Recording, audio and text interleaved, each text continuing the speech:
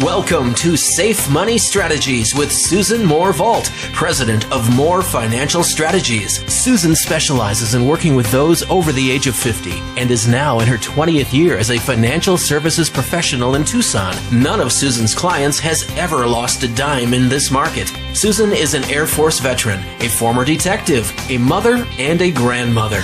Susan's mantra is get educated about your options so you can make informed decisions. And now, here's your host, Susan Moore Vault. Protecting all you have.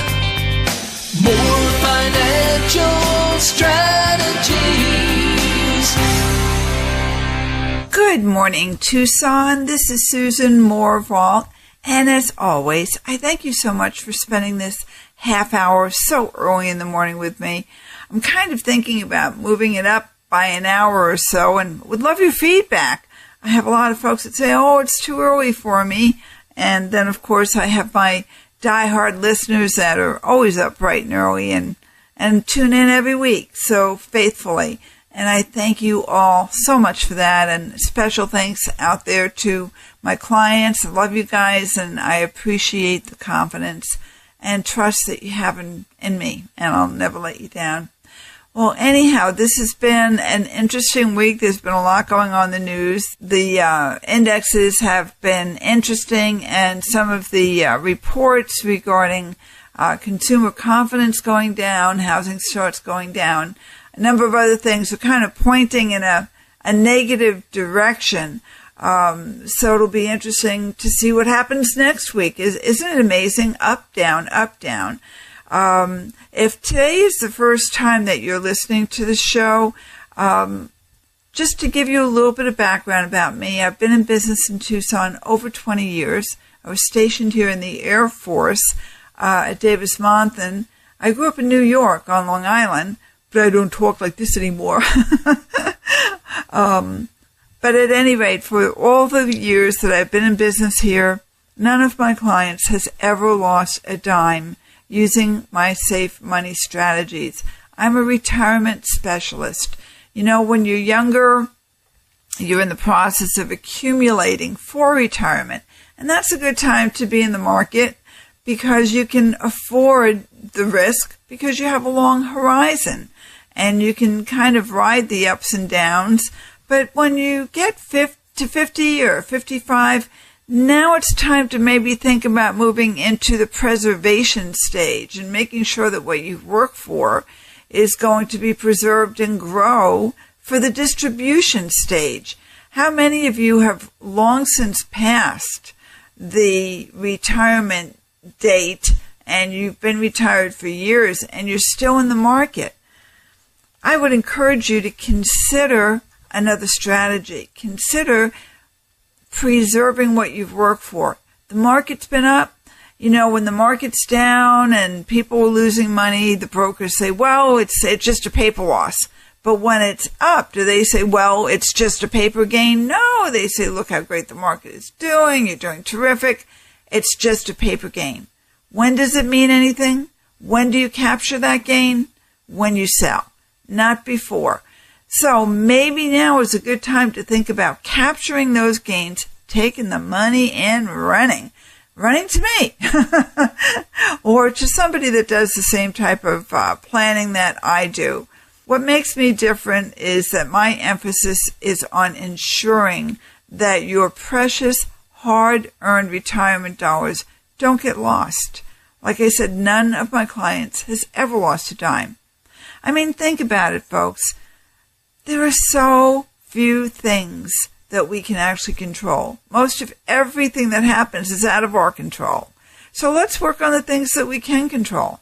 Don't you think it will give you some peace of mind and a whole lot less stress? I encourage you to check me out with the Better Business Bureau. I have the highest rating there and have never had a complaint, thank God.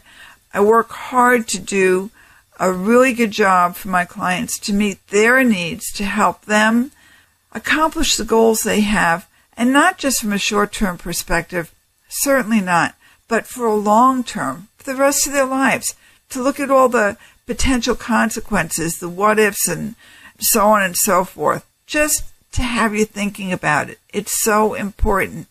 The market is crazy. Think about 2008. How did you feel then? Is your current advisor helping you to be prepared? And in your last review, did he or she disclose to you all the fees that you're paying? I had a couple in yesterday, and they were paying 1.5% on their portfolio. In addition to that, half of their portfolio, which was over $250,000, was in an annuity. And the advisor was charging a fee on the annuity to manage it, even though he already got a commission on it.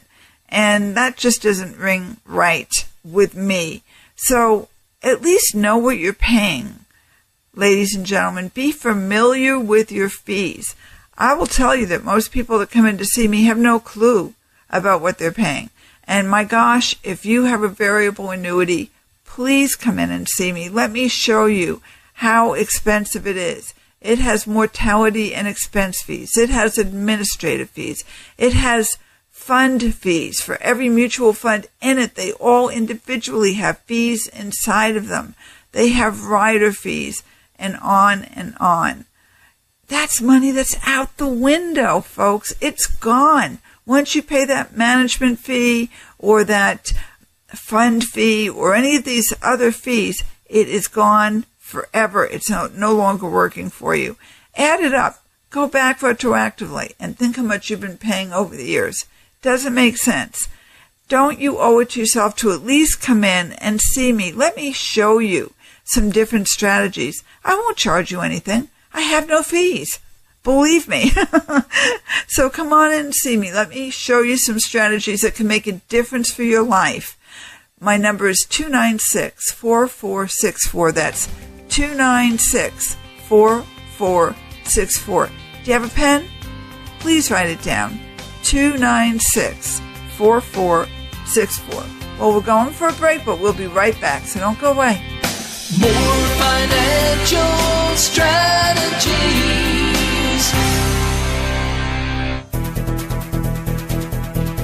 If you've missed any portion of today's show or you'd like to hear it again, simply go to www.790knst.com. Click on the On Demand tab and in the drop-down menu, select Podcasts to go to this weekend's show or Safe Money Strategies. You can also always listen to the show streaming live at 790knst.com. Thanks for listening. This is Safe Money Strategies. Let's face it, 401ks are now 201ks, and IRA stands for I'm really angry. Our clients that made 10 to 20% 2 years ago still have it. It's not what you make, it's what you keep. You already trust the insurance industry to protect your home, your car, your life, even your loved ones. Why not rely on them to protect your retirement accounts too? Call Susan now at 520-296-4464. That's 520-296-4464. If Susan is unable to answer the phone or if she's on the other line, please leave your name and number and she'll call you back promptly. That number again for Susan Moore Vault is 520-296-4464. More financial strategies. Okay, folks, we're back. Thanks again for being with me. Before the break, I was talking about fees and so forth. But let me ask you another question. Does your current advisor have a solid plan in place to protect you when the market crashes again? And let's face it, you know it will. It's not a question of if, but when.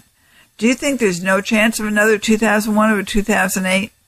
Are you willing to risk everything you have on that?